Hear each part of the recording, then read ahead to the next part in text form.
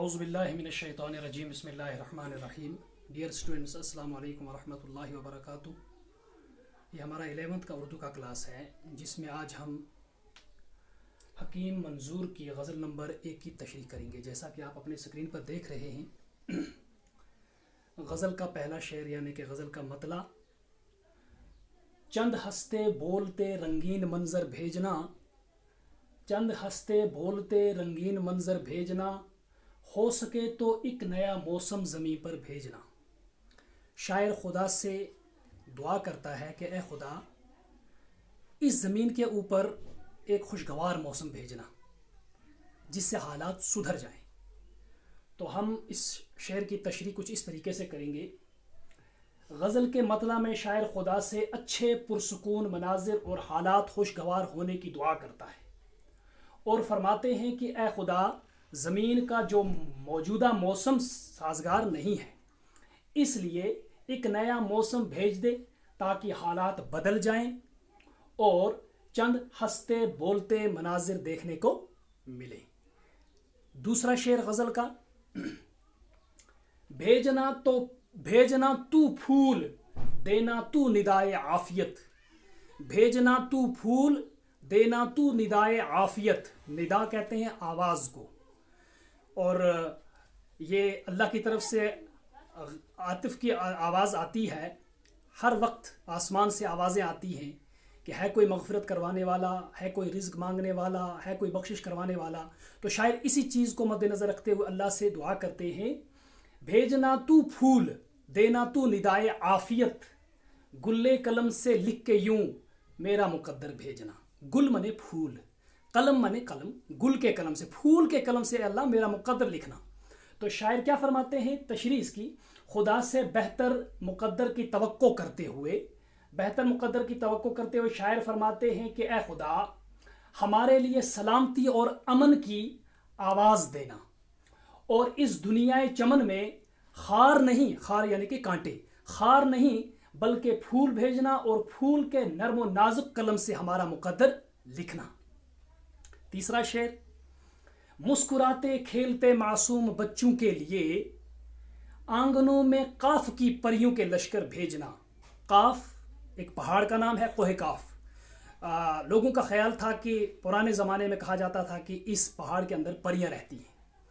تو شاعر اسی پہاڑ کو اس شعر میں اس کا ذکر کرتے ہوئے فرماتے ہیں کہ اے خدا، موجودہ ماحول میں معصوم بچے خوف و ہراس اور بے چینی کا شکار ہو گئے ہیں، یعنی کہ ہر طرف دہشت ہے، اور ان کو سکون اور چین کی نعمتوں سے نوازتے ہوئے ان کے آنگن میں کوہ کاف کی پریوں کے لشکر بھیج دے تاکہ وہ خوف و ہراس سے چھٹکارا حاصل کر سکیں.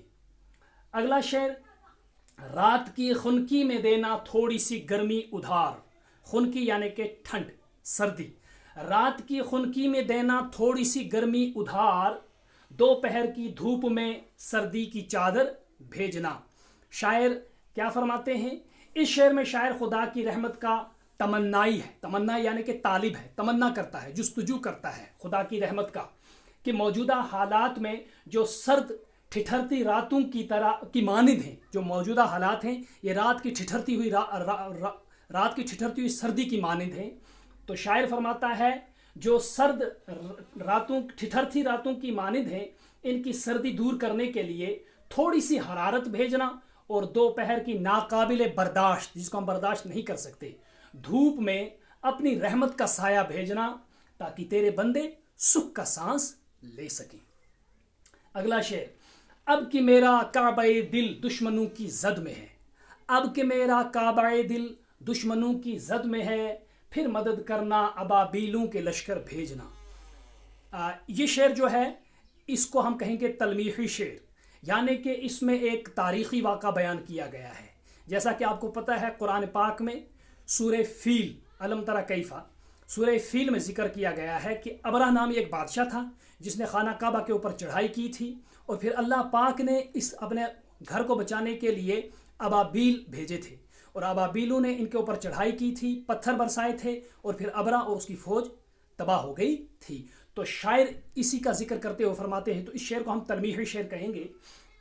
اس تلمیحی شعر میں شاعر فرماتے ہیں کہ اے خدا میرا دل کا کعبہ دشمنوں کی زد میں ہے اور ان دشمنوں کا مقابلہ کرنا میرے بس کی بات نہیں، اس لیے تاریخ کو دہراتے ہوئے، ایک بار پھر تاریخ کو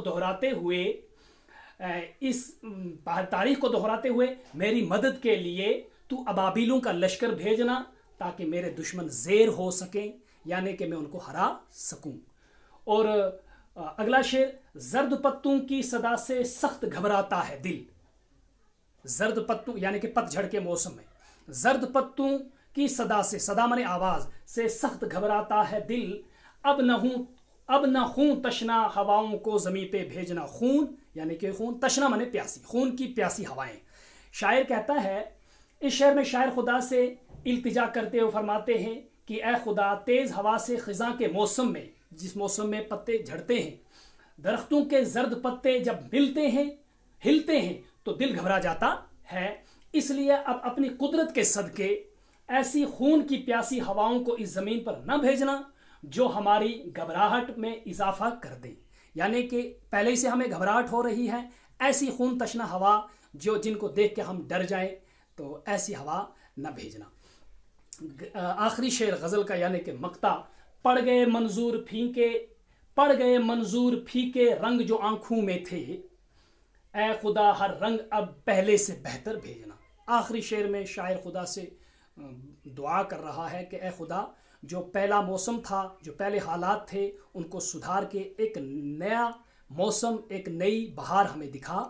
اس کی تشریح غزل کے مقطع میں شاعر اپنے آپ سے مخاطب ہو کر فرماتے ہیں کہ میری آنکھوں کے رنگ پھیکے ہو گئے اور میری آرزوئیں نا امیدیوں میں بدل گئیں، اب خدا سے دعا ہے کہ میری زندگی میں پہلے سے بہتر رنگ آئے تاکہ میری ویران زندگی ایک بار پھر سے جگمگا اٹھے۔